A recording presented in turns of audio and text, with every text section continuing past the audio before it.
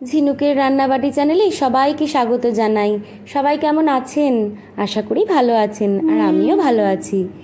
আজকে আমার একটা বিপদ ঘটে গিয়েছিল। এই বিপদ সব মেয়েদেরই সারাক্ষণ হতে থাকে। ভিডিওটি পুরোটা দেখুন, তাহলে বুঝতে পারবেন আমার কি হয়েছিল। আজ শনিবার, নিরামিষ, তাই বানিয়েছিলাম পনির রেজালা আর পরোটা। পনিরগুলো কেটে নিলাম, তারপর একটা পেস্ট বানিয়ে রাখলাম টক দই আর জিরে গুঁড়ো আর আদা বাটা দিয়ে।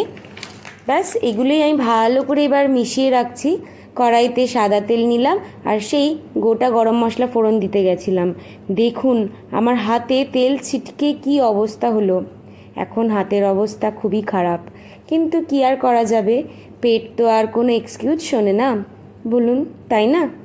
রান্নাটা করেই ফেললাম।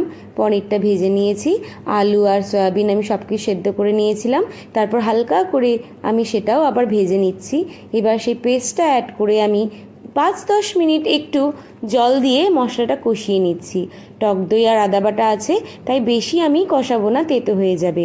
কষানোর পর জল দিয়ে দিলাম, 10 মিনিট ফুটিয়ে নেব। লবণ দিয়েছি একটু, ফ্লেম মিডিয়াম রাখবো কারণ সবই প্রায় সেদ্ধ। এদিকে আমি একটা ভাজা মশলা তৈরি করে নিচ্ছি। গোটা জিরে আর আমি এখানে গোটা ধনে দিয়েছি। তারপর সেটা ভালো করে আমি গন্ধ ওঠা অবধি, একটা সুন্দর গন্ধ বেরোবে ততক্ষণ অবধি আমি ভেজে নেব। তারপর মিহি করে আমি ওটাকে গুঁড়ো করে রাখলাম। এদিকে আমার ভেজ রেজালা রেডি। আর তারপর সেই মশলাটা অ্যাড করেছি, ধনেপাতা আর ঘি ছড়িয়ে নামিয়ে নেব। খুবই ভালো লাগে জানেন এভাবে তরকারিটা খেতে, লুচি, রুটি, পরোটা সবের সাথেই খুব ভালো লাগে। এবার এইভাবে বানিয়ে দেখবেন আর আমায় কমেন্ট করে জানাবেন যে আপনাদের ভিডিওটি কেমন লাগলো। আপনারা নিরামিষ দিনে কী কী রান্না করেন সেটাও আমাকে বলবেন। তাহলে চলুন এবার আমি পরোটাগুলো তৈরি করে নিই। এখানে আমি একটু কায়দা করছি পরোটাগুলো। আমি লাচ্চা পরোটা যেভাবে বেলে সেইভাবে আমি বেলে নিয়ে তারপর আমি ছুরি দিয়ে সেটাকে সরু সরু করে কেটে নিয়েছি। আর একটু কায়দা করেছি কি জানেন, ভালো করে দেখুন, ওগুলোকে আমি কাছিয়ে নিচ্ছি, দিয়ে আবার সুন্দর আমি গোল গোল গোল গোল করে সার্কেল মোশনে ওটাকে আমি ঘুরিয়ে নিলাম।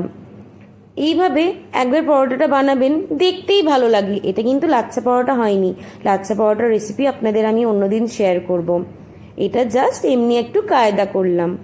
আরও একটা কায়দা করেছিলাম কি জানেন, কালো জিরে আর একটু ধনেপাতা ওপর দিয়ে ছড়িয়েছিলাম যাতে দেখতে একটু অ্যাট্রাকটিভ হয়। বলুন গরম যেমন লাগছে তেমনি আমার মাথা থেকেও বেরোচ্ছে যে এইগুলো বানানো যায়। আবারও বেলে নিয়ে আমি 2 পিঠ ভালো করে ভেজে নিয়ে ঘি মাখিয়ে তুলে রাখলাম। ভিডিওটি কেমন লাগলো আমায় কমেন্ট করে জানাবেন। ভালো লাগলে লাইক, শেয়ার, সাবস্ক্রাইব করে আমার পাশে থাকবেন। অন্যদিন দেখা হচ্ছে অন্য কোনো রান্না নিয়ে। ততক্ষণ সবাইকে টাটা।